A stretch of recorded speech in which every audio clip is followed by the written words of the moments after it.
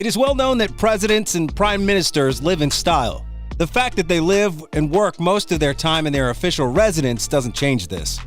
Keep watching to find out more on just how luxurious our heads of state and presidents live. Thank you for choosing to watch another one of our amazing videos. To enjoy more of these videos, subscribe to our channel to be a part of the family and click the notification bell to get a front row seat. In this video, we'll be looking at the most expensive homes of presidents and prime ministers around the world. World leaders are known to live in affluence and style when elected. As a president or prime minister, it is expected that you live in the official residence provided for you. These places they live are usually beautiful, elegant, and heavily guarded. Zhongnanhai, China.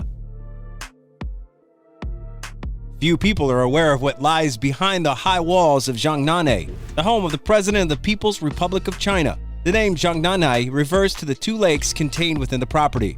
The large property has hosted China's top leaders since 1949. The estimated amount spent on the building is reported to be around 31 billion pounds. With that kind of money, you don't need to imagine how luxurious the place is. Cheong, South Korea. Cheong, which translates to Pavilion of Blue Tiles, was completed in 1991 and is home of the President of the Republic of Korea. The name Cheong not only refers to a specific location, but also to the Republic of Korea's highest authority. Former President Lee Tae-woo built Cheong while he was in office. The main building's roof tiles and the curved design of the roof are the most iconic features of Cheong. There are 150,000 tiles in total, each of which can last for over 100 years. The roof has several triangular ridges, and the resulting stable structure symbolizes South Korea's unity and solidarity. The beasts arranged on the eaves corners also pray for the people's peace and happiness. The main office building, the state guest house, the official residence, Sangchunjai, Nakjiwan, Yomingwan, and Chungchuswan make up Cheong. It's worth noting that these structures have different appearances. All buildings are built according to the traditional Korean architectural model to highlight Korean characteristics. And there's no doubt that this is one of the best designs in South Korea. This place cost a total of 1.1 billion pounds to construct. The Grand Kremlin Palace. The Tsar's Moscow residence used to be the Grand Kremlin Palace. It was built after the former Baroque palace on the site, constructed by Rashtrapati, was demolished. It covers an area of about 25,000 square meters. The Tarim Palace, 9 churches from the 14th, 16th, and 17th centuries, the Holy Vestibule, and over 700 rooms make up the complex. The orders of St. George, Vladimir, Alexander, Andrew, and Catherine are commemorated in the 5 reception halls: Georgievsky, Vladimirsky, Alexandrovsky, Andreyevsky, and Ekaterininsky. The Kremlin, which sits high above the Moscow River on Brovitsky Hill, is home to Russian President Vladimir Putin.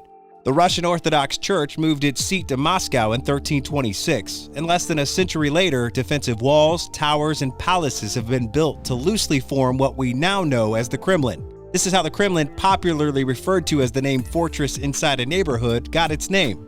However, following the Russian Revolution in 1917, the Kremlin was re-established as the seat of the Russian government and the residence of Soviet Union presidents. The Kremlin has many notable museums and cathedrals, and most of them are open to the public. Quirinal Palace, Italy. The Quirinal Palace was designed by Pope Gregory XIII as a vacation home in 1583. It is situated on the top of Rome's 7 hills and is dedicated to several ancient Roman gods, including Quirinus, after whom it is called. It has been the official residence of the last 12 Italian presidents since 1947 and hosted 30 popes and 4 Italian kings. The palace covers an area of 110,500 square meters, making it the world's 9th largest palace in terms of size. The White House in the United States of America, by contrast, is 1/20th of its height. Presidential Complex, Turkey. On the Ataturk Forest Farm is the Presidential Palace of the Republic of Turkey. The palace is 4 times the size of Versailles, with 1,000 rooms and a combined floor space of 3.1 million square feet. A modern landmark looms over what was once the Ankara forest land on the outskirts of the Turkish capital. It's a brand new presidential palace complex with at least 1,100 rooms and an alleged price tag of 522 million pounds, according to reports. The estimated cost of the complex, according to the Turkish finance minister Mehmet Simsek, is 384 million pounds. which is more than double the previous estimate. The complex of 3 large buildings rises out of a muddy construction site from the highway, dwarfing the numerous security guards who shoo away picture-taking guests. A crane looms to one side over a partially constructed mosque with a capacity of 4,000 worshippers.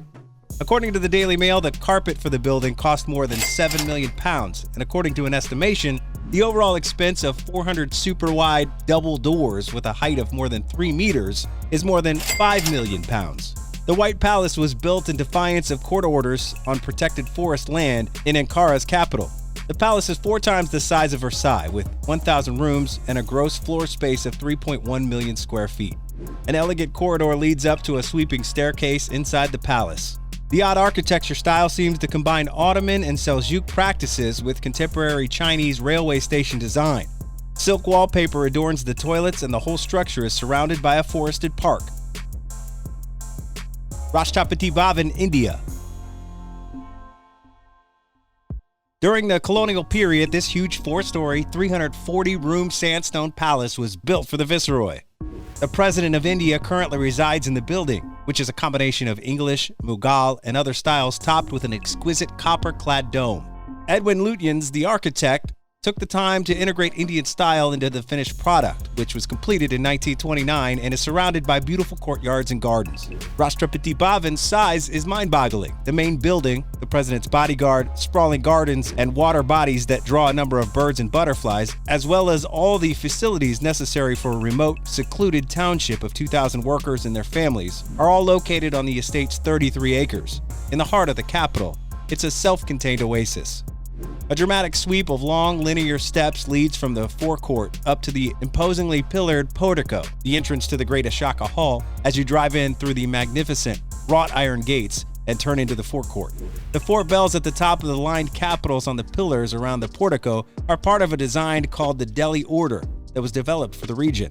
A Mauryan bull from the 3rd century BC resides in the portico, a sculpture brought to New Delhi in 1947 by Jawaharlal Nehru from the Indian Museum of Kolkata. The bull is positioned on an axis that visually connects to its India Gate, the War Memorial, and beyond Indraprastha, New Delhi's first settlement.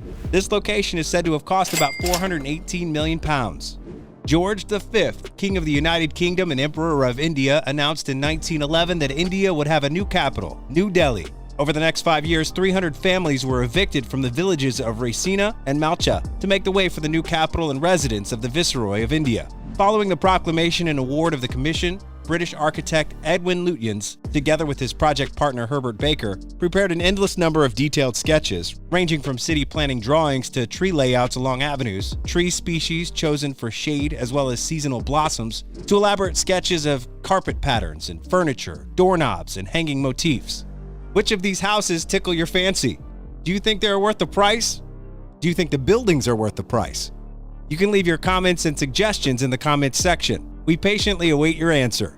It'll be fantastic if you also subscribe to this channel to get the latest updates.